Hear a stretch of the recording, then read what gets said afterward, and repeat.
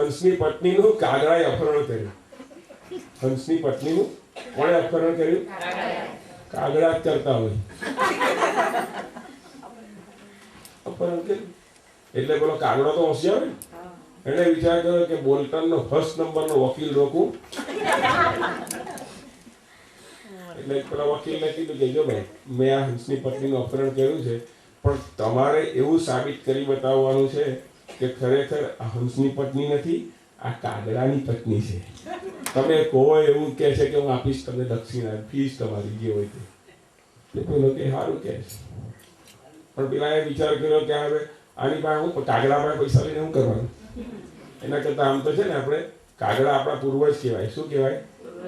તો જ કાગવાસ નાખતા હશે ને. હા, કાગડાને કહ્યું કે એક કામ કરી દે ભાઈ, મારા બાપા કોણ છે, અત્યારે કઈ યોનીમાં, અને દાદા કઈ યોનીમાં છે, એ તારે બતાવવાનું. આ મારી ફી. પેલા વકીલે કહ્યું સારું કે બતાવીશ કે. અને ખરેખર એવો કેસ લડ્યો કે કાગડો જીતી ગયો કોર્ટમાં, અને સાબિત કરી આપ્યું પેલા વકીલે કે કાગડાની પત્ની છે. અને જેવો વકીલ કેસ જીત્યો એટલે સીધો કાગડાની પાસે ગયો. પછી આપણી ફી લાવ કે ચાલો કે ફી આપવા માટે લઈ ગયો. ગામના પાદરમાં આવ્યો ને પેલો છાણનો પોદરો હતો, ત્યાં લઈ આવ્યો કાગડો. ને એક ચાંચ મારી તો અંદરથી એક નાનો કીડો નીકળ્યો. તે કે આ ત્યાં કે તારા દાદા. એટલે પેલો કે મારા દાદા તો બહુ મોટા વકીલ હતા. બોલ, માનવું હોય તો માના, તારા દાદા બહુ મોટા વકીલો જે હોય છે, પણ અત્યારે આ યોનીમાં આ છે કે મારા બાપુજી તો બીજો ચાંચ મારી, આવડો મોટો લાલ કીડો નીકળો. કે આ કોણ? તારા બાપ. બાપ કે છે અરે કેટલા મોટા ધારાશાસ્ત્રી હતા, સમજો છો તમે, આમ છે તેમ છે, આ બધા કીડા જ બન્યા છે. ત્યારે પેલા કાગડાએ કહ્યું કે હંસની પત્નીને કાગડાની પત્ની જો કરી નાખે, તેને આ જન્મ નહીં મળે તો બીજો કયો મળે સાહેબ? માયાની બાજી નાખે છે, આજી પાપના કરાવે કામ, લાલચમાં લપટાવી નાખે નરકમાં, ભૂલાવી રામનું નામ. તમે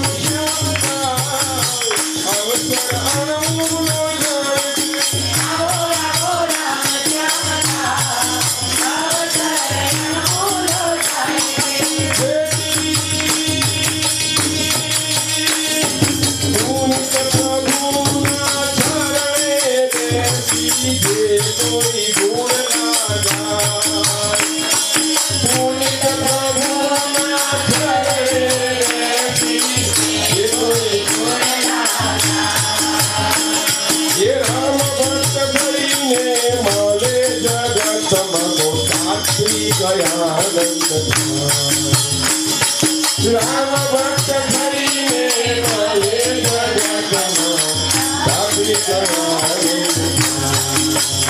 તમે ભક્તિમાં ભાગજો રે, અવતર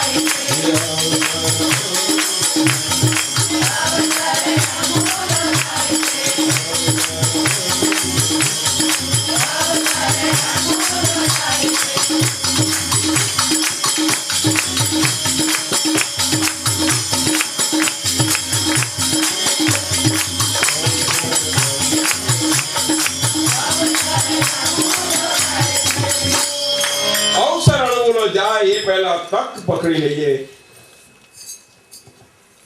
જલારામને રાજબાઈ માતાએ જલારામના જે સંસ્કાર જોયા એના પરથી એને બીક લાગવા માંડી. કોને?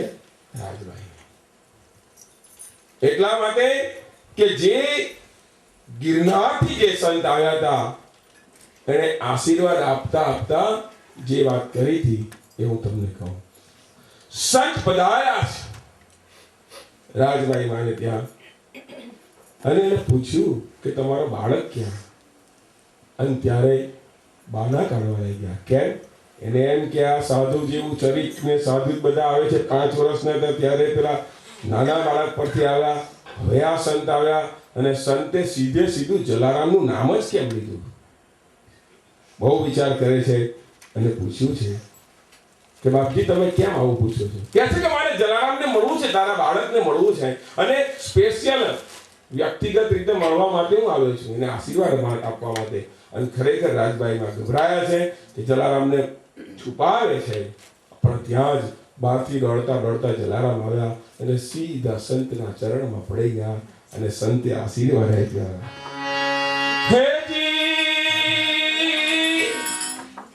એવામાં ઓચિંતા આવ્યા દોડીને બહારથી જલારામ.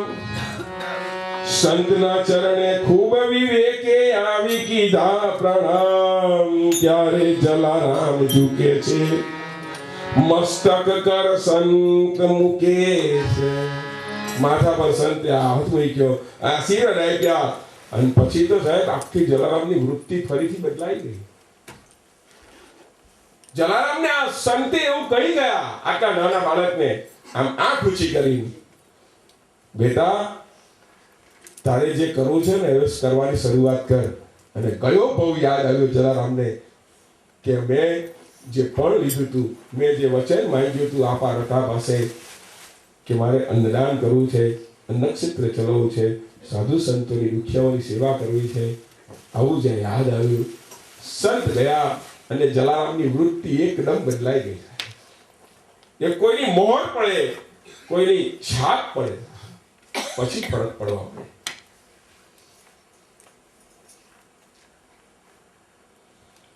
માળીએ પૂછ્યું, બેટા કે તારું આ વર્તન કેમ બદલાયેલું લાગે છે? આખો દિવસ ભગવાનનું નામ સ્મરણ આ બધું જ કર્યા કરે. તારી ઉંમરના બાળકો તો જોને કેવું રમે છે, રમતો રમે છે, ખેલ રમે છે, અને તું કેમ આમ? અને ત્યારે જલારામે કહ્યું, રંગ લાગ્યો રંગીલાનો રંગ લાગ્યો.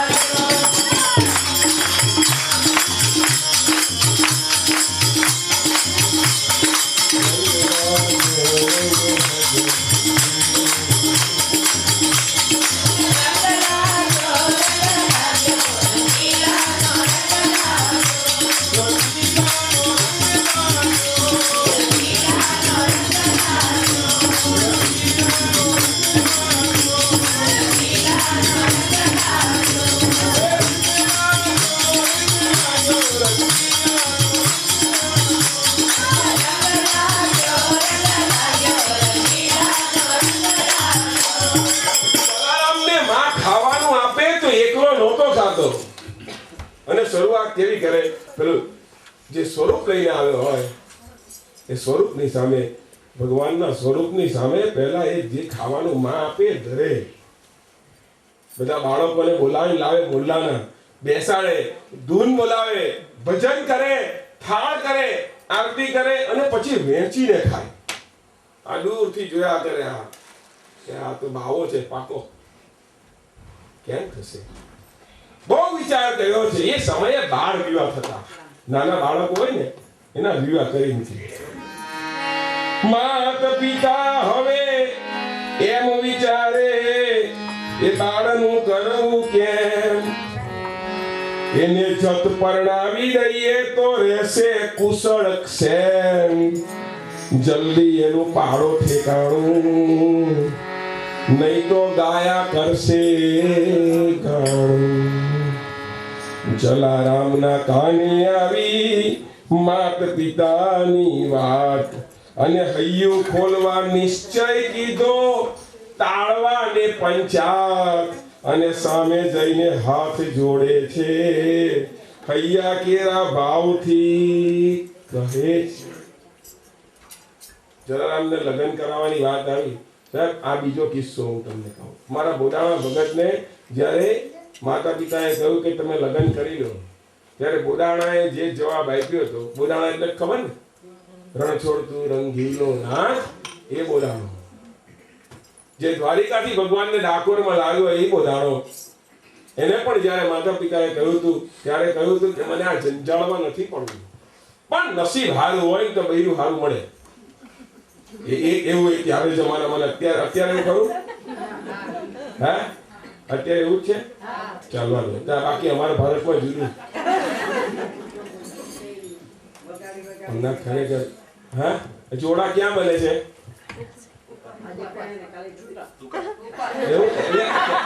આજે પણ કાલે સુધાર. એટલે તમે એની વાત કરો છો કે કિસ્સો બનેલો. મારા મંડળમાં આવતો છોકરો, એને કહ્યું કે ભગતજી મને કે એક વાત કહું. શું? મને કે કિસ્સો. એ છે ને ફોટોગ્રાફર હતો, એ ફોટો પાડતો હતો. તો હવે તો બધું ફોટો બધું ડિજિટલ ને બધું થઈ ગયું. તો છોકરાએ ફોટા પાડ્યા અને પછી એવું કે 500 ફોટા પાડે, તમારે ચોઈસ કરવા જવાનું, એમાંથી 500 માંથી તમારે જેટલા જોઈએ એટલા લેવાના, એવું કંઈક છે. પછી એના જ પૈસા આપવાના.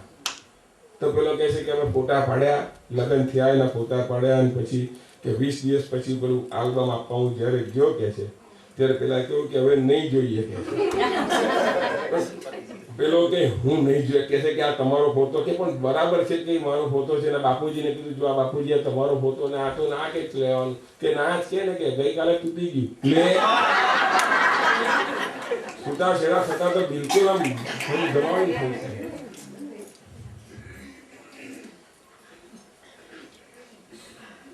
દુર્ગંધ મારે એટલે જ આ લોકો બોરાણે પણ ના કહ્યું કે મારે આ જંજાળમાં નથી પડવું. સેમ એવી જ રીતે જલારામે કહ્યું કે મારે આ પંચાયતમાં નથી પડવું. કેમ? કારણ જે સમય બોરાણાજી કહ્યું કે મારે ભગવાનને પ્રાપ્ત કરવા છે, અને આ જલારામે બીજી રીતે કહ્યું. એણે કહ્યું કે એક મ્યાનમાં 2 તલવાર નહીં આવે કે છે. આ હૃદય ભગવાનને હોપી દીધું છે, હવે આની અંદર નારી નહીં આવી શકે. એવું જલારામે કહ્યું. આ લોકો બધા ના કેમ કહેતા હશે સમજ નથી પડતી ભગતો. સર્વસાગર महाराज बहुत सरस किया ना कि शादी के लिए दूल्हे को शादी के लिए दुल्हन को सजा दी गई, એટલે सजा दी दी। शादी के लिए दुल्हन को सजा दी गई और दूल्हे को उम्र भर के लिए सजा दी गई। एक વાર બંધાયો એટલે પછી સાહેબ ઊંધો પણ છતો પણ કાળો પણ તારે જે કરવું એ કર પણ મને પાડ।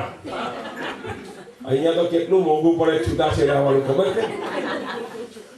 કેટલા લાખો પાઉન્ડ લે ત્યારે છૂટી થાય કે એમને એક જણ તો એમ કહેતો હતો કે મારી પત્ની તો દેવી છે કે શું કે તો પણ કહે છે કે મને ખબર છે કે દેવી છે પણ કોઈને લેવી નથી એનું।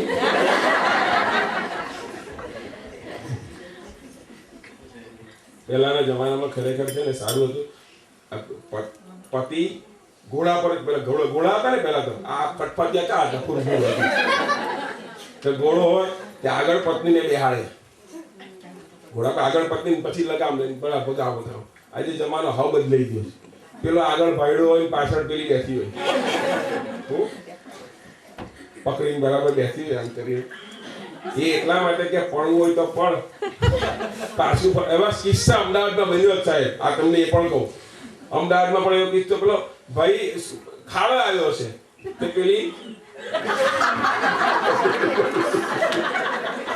ગમડી પેલો વાત કરતો કરતો ઘર ઉઠી ગયો છે। હું વાત કરી મને વાલી જો ઘર પછી ઘર એટલે તું હવે ત્યારે મોબાઈલ હો નહીં કે અડધો કલાકે આ વાકી થઈ જઈને આવી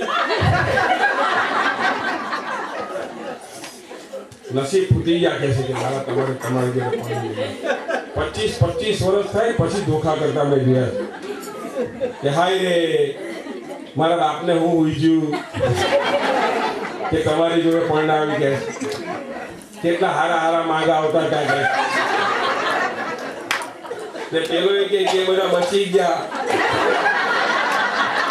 હું પકડાયો।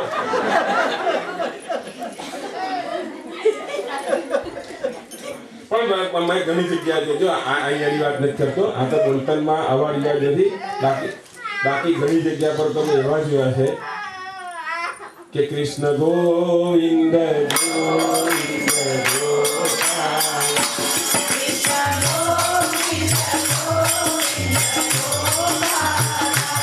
કૃષ્ણ મુરલી મનોહર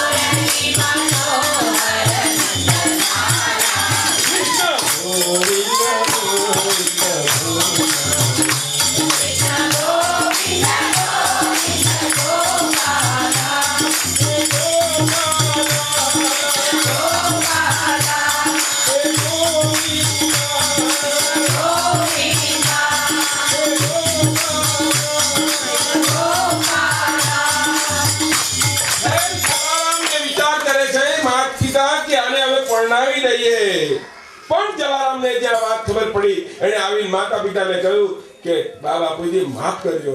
હવે આ કોઈને બહુ સમજાવે જલારામ પણ સમજતા નથી। પછી વિચાર કરે છે, આપણામાં એક કહેવત છે કે પારકીમાં જ કાન ઉડે, એને વિચાર કરે આપણું નહીં માને, કોનું માને? બીજા છોકરાઓ એવા જ છે ને, વડીલોની વાતોમાં વિશ્વાસ કોઈને રહ્યો નથી, ભાષણો સાંભળવાને દોડી જાય છે, ઘરના કહે તે ખોટું, બહારના કહે તે સાચું, એમ માની યુવાન વર્ગ અવળે પંથે જાય છે। કથા કીર્તન સાંભળવામાં સમય મળે નહીં ને તડકે બેસી ટિકિટ લઈ સિનેમા જોવાય છે। રામ ભક્ત કેવું કોને કેવા જતા ખોટું લાગે, ભજનમાં બેઠા છે તોય તાળી ના પડાય। હું તમને બહુ તાળી પાડવાનું કહું એટલે તમે બીજા વર્ષે આવો.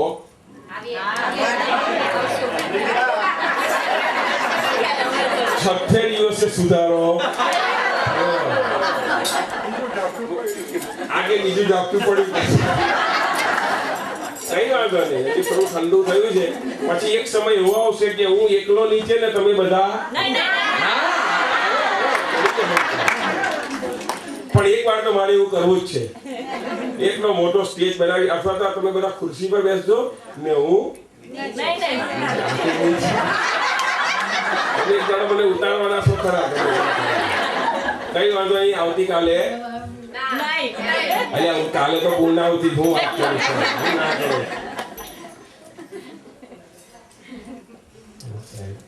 જલારામને બહુ સમજાવ્યું એટલે બહુ નક્કી કર્યું કે આપણે કહીએ પછી પ્રધાન ઠક્કરે આ વાત છે ને વાલા કાકા એટલે કે એના ભાઈને કહ્યું કે વાલા કઈક રસ્તો કાઢને.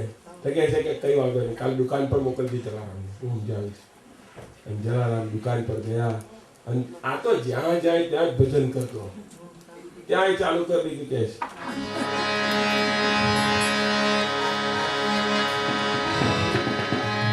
ભગવાનનું નામસ્મરણ કરતો કરતો જલારામ જાય છે કે છે અને કહે છે કાકા મને બોલાવ્યો આપે. હા બેટા બેસ. બેસાડ્યો. બેટા એક વાત કહું. શું? તારા બા બાપુજી જે વાત કહે છે ને એ માન. જલારામે કહ્યું કાકા મારે જે બા બાપુજીને જે જવાબ આપ્યો વડીલ તરીકે હું તમને પણ આ જ જવાબ આપું કે મારે લગ્ન નથી કરવા કે છે, મારે ભગવાનને પ્રાપ્ત કરવા છે. એટલે પછી વાલા કાકા એટલે સાધુ થવાનું છે કે વિચારતા હોય જ છે. ત્યારે કહ્યું સાધુ થાવા કરતા જગમાં સીધા થાવું છે રે, સીધા થઈને રહેવું. ગૃહસ્થાશ્રમને ઉજ્જવળ કરવા કષ્ટ પડે તે છે. અને આ સંસારે સરસારાઈને સત્યના વેણે રહેવું. પરોપકારે પ્રાણ સમર્પી નામ પ્રભુનું લેવું. આ વાત સમજવા દે.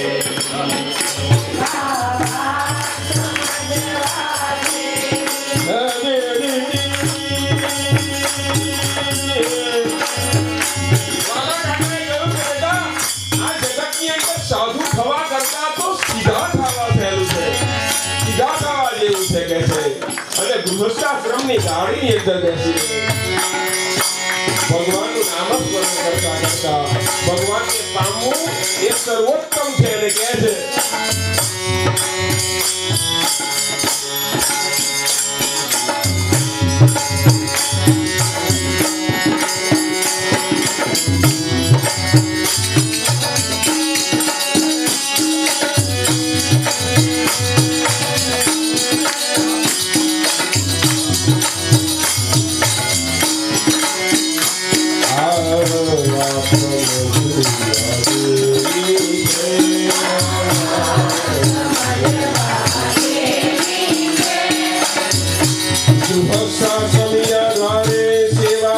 પગલે આવે.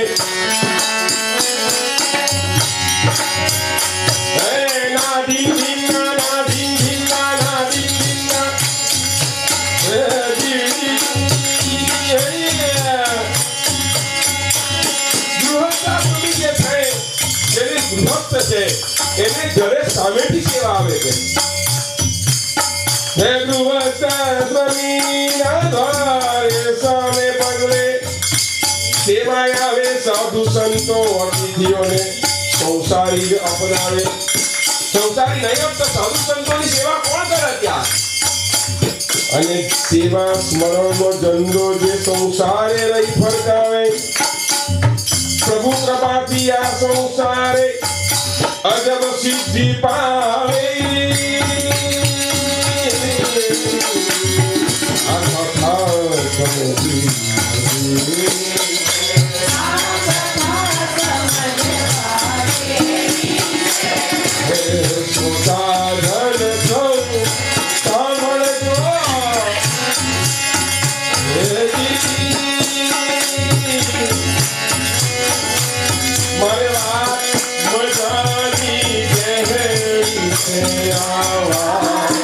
Yeah.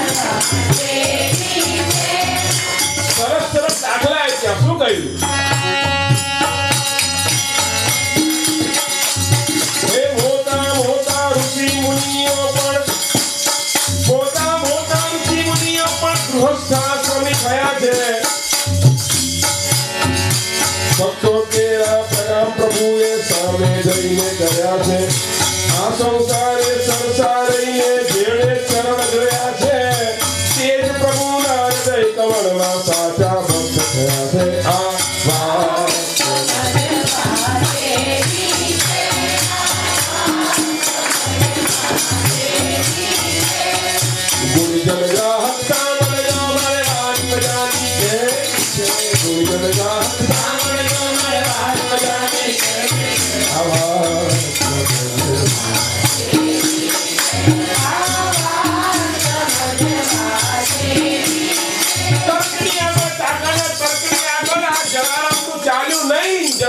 મંજૂરી આપવી પડી.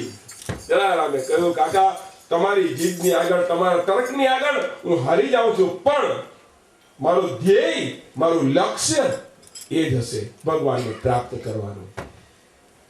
કાકાને મંજૂરી મળી છે જલારામ તરફથી અને વાલજી કાકાએ પ્રધાન ઠક્કરને વાત કરી કે જલારામે વાત માની લીધી છે. પ્રધાન ઠક્કર ખુશ થયા, રાજભાઈના પણ ખુશ થયા. હવે દીકરીની શોધ કરવાની શરૂઆત થઈ. મેં હમણાં ગઈકાલે કોઈને ક્યાં કહ્યું, કોઈ કથામાં કહ્યું કે ખબર નહીં કોઈને ક્યાં અમે અમે અમે બધાને ત્યાં ઘરે ઘરે અમારો ઉતારો ને બધું હોય સ્વાભાવિક. કોકના મા બાપ કે છે મહારાજ અમારા ગગાનું જોતા રહેજો.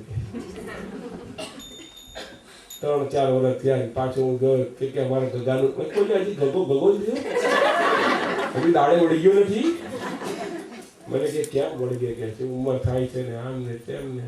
પછી મને રમૂજી હુજી મેં કહ્યું ત્યાં કેટલા વર્ષની ઉંમર છે? આમ તો નથી મળતું કે 24.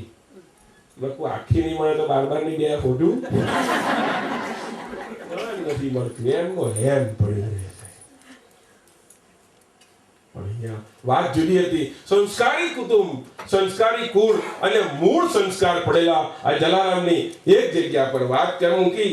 પ્રાગજી સોમૈયાની દીકરી, પ્રાગજી સોમૈયાની દીકરી, એનું વીરબાઈ નામ અને સૌરાષ્ટ્રની અંદર આજની તારીખમાં આટકોટ નામનું ગામ છે.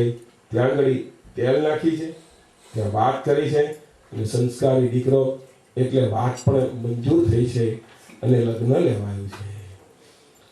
હે લગ્ન ગ્રંથિથી ભાવે જોડાયા અને બંનેમાં ખૂબ વિવેક.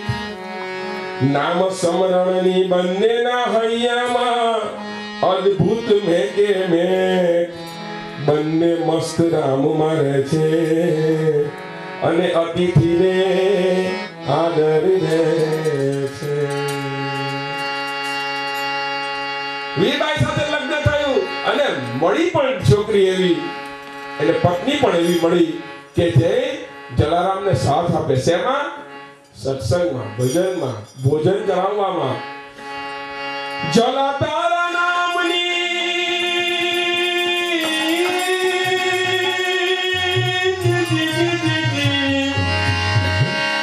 જલાતારા નામની રે ये वीरपुर धामनी जो तेरे जनावी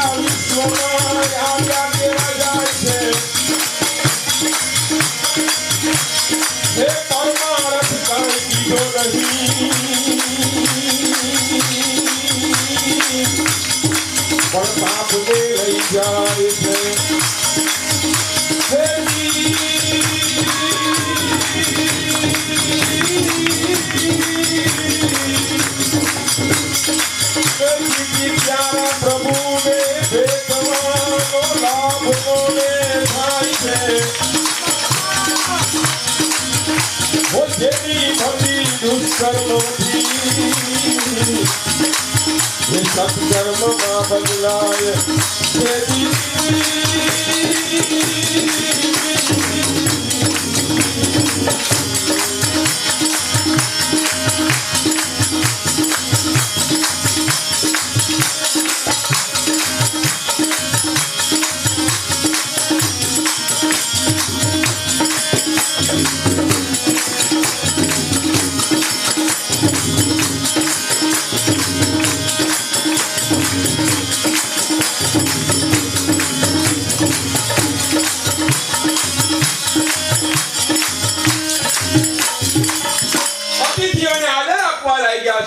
खबर पड़ी साधु संत ने खबर पड़ी तेम तेम जलाराम ना घरे आवा लई गया साधु संतो दुखियोની સેવા કરતા કરતા જલારામ પણ એક વાત એવી પણ બની છે કે જલારામની આ વૃત્તિ જોઈ અને મા બાપે કહ્યું જલારામ તારે આમનું આમ જ કરવું હોય તો અમારાથી દૂર જા અને સાંભળી લેજો જલારામ જે રીતે જુદા થયા ને એ વાત જુદી છે અને આજના છોકરા જુદા થાય છે હાવ જુદી આજે તમારે તો દેશની અંદર 18 વર્ષનો થાય એટલે બીજું માંડે ઘર એટલે કે જે દેશકાળ પ્રમાણે તમે સાચા પણ હશો પણ યાર ભારતીય સંસ્કૃતિને અમને લોકોને તો રુચિકર નહીં આવે પણ તે છતાં શું કરીએ જો કે ભારતમાં હવે ખાતમુહૂર્ત બહુ થવા મળ્યા છે આવા મા બાપને રાખતા નથી યાર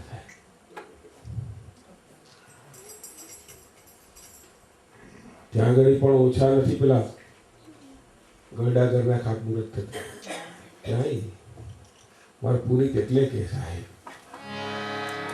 ભૂલો ભલે બીજું બધું મા બાપને ભૂલશો મા બાપને ભૂલશો અગણિત છે ઉપકાર એ વિસરશો નહીં એ વિસરશો નહીં લાખો કમાતા હો ભલે મા બાપ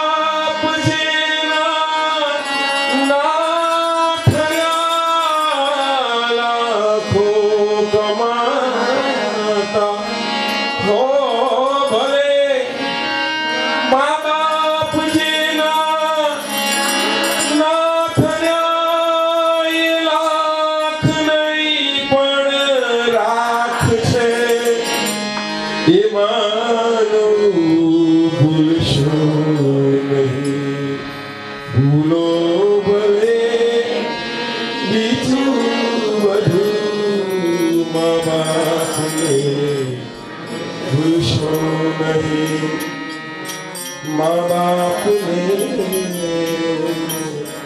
भूलशो नहीं बहुत सरस છે કે સંતાનથી સેવા ચાહો સંતાન છો સેવા કરો અગર તમે સંતાનથી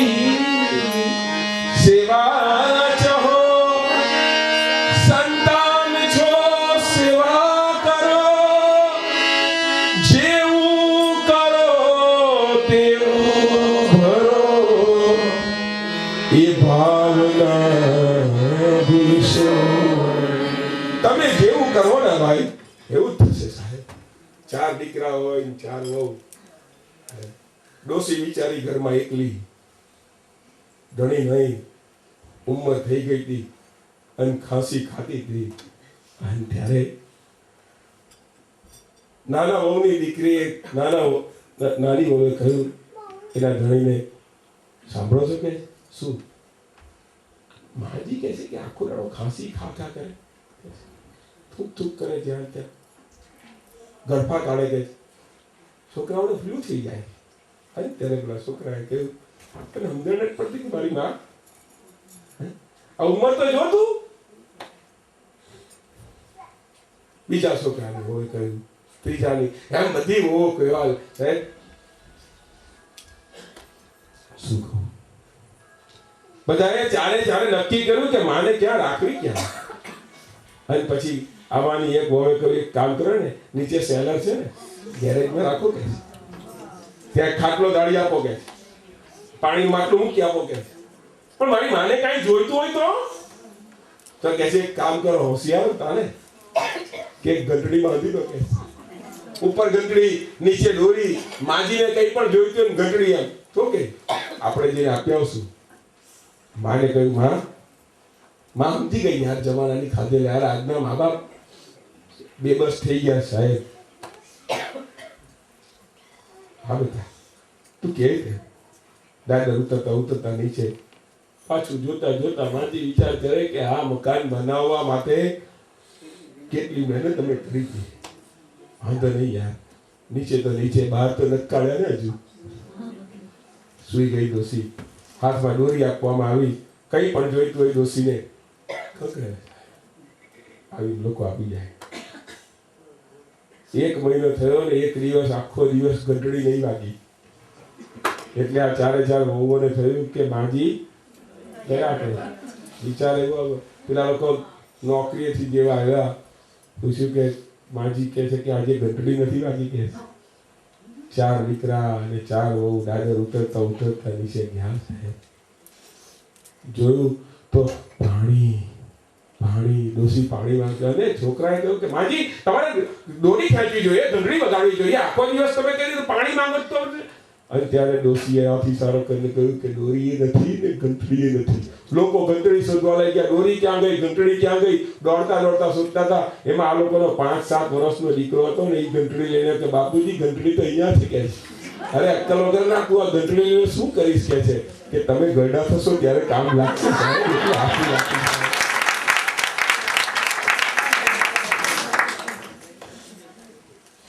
મા બાપની હાઈડ લેતા બધું કરજો, પણ કેટલું સહન કર્યું. મને કહી દેવા દો, આજે મુંબઈની અંદર એક દીકરો મા બાપની સાથે રહેતો, લગ્ન થયું, છોકરો આવ્યો. પછી પેલીએ કહ્યું કે યાર હવે આપણે સીધા થઈ જઈએ. અને ત્યારે પેલા છોકરાએ કહ્યું કે મારે મા બાપની ઉંમર તો જો કોના આધારે રહેશે. એને જેના આધારે રહેવું હોય તો રહ્યો. આજે નિર્ણય કરી દો કે છે કે તમે એમની સાથે જાઓ કે મારી સાથે. હું મારા પિયર જઈશ.